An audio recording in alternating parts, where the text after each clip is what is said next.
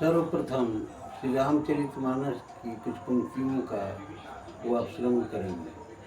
कहा गया है कि दंड जतिन कर भेद जहाँ नर्तक नृत्य समाज। दंड जतिन कर भेद जहाँ नर्तक नृत्य समाज। जीतहु मन ही यस सुनिए जगह रामचंद्र के राज। जब 14 वर्षों की अवधि पूरी हो गई रामचंद्र जी की और वापस अयोध्या आए तो गद्दी राजा बने, राजगद्दी पर बैठे तो तीनों लोकों में शांति, सुख शांति छा गई। तो उसी के बारे में कहा गया है, दोहा है कि दंड जतिन कर भेद है। उस समय किसी को सजा नहीं दी जाती थी, दंड नाम की कोई वस्तु नहीं थी। दंड माने होता है डाँड़ा, जिसको साधु संत गोल लकड़ी के बना के उसमें छेद करके और कमर में पहनते हैं। तो इसीलिए कहा गया है कि दंड जतिन साधुओं के लिए, दाना नाम की वस्तु थी वो साधुओं के लिए। दंड जतिन कर भेद जहाँ, और भेद क्या था? भेद था नर्तक नृत्य समाज, नाचने वालों के नृत्य समाज में भेद था। इस प्रकार का डांस, इस प्रकार का नृत्य, इस प्रकार का नाच।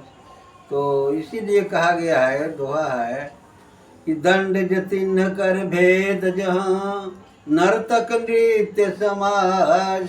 जीतहु मन ही यस सुनिए जगह रामचंद्र के राज। रामचंद्र के राज में मन पर लोग नियंत्रण रखते थे, मन को अपने कंट्रोल में रखते थे।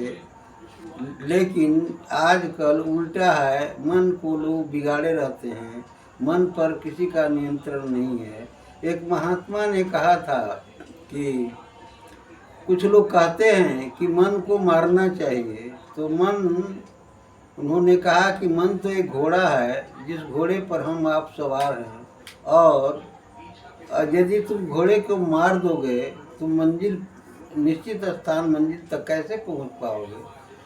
मन को मारने का अर्थ यह है कि मन को नियंत्रण में रखना है।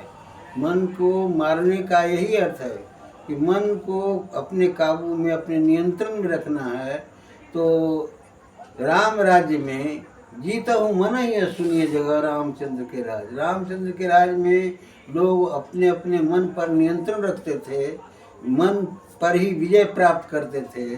तो इसीलिए कहा गया है कि दंड जतिन कर भेद जहाँ नर्तक नृत्य समाज।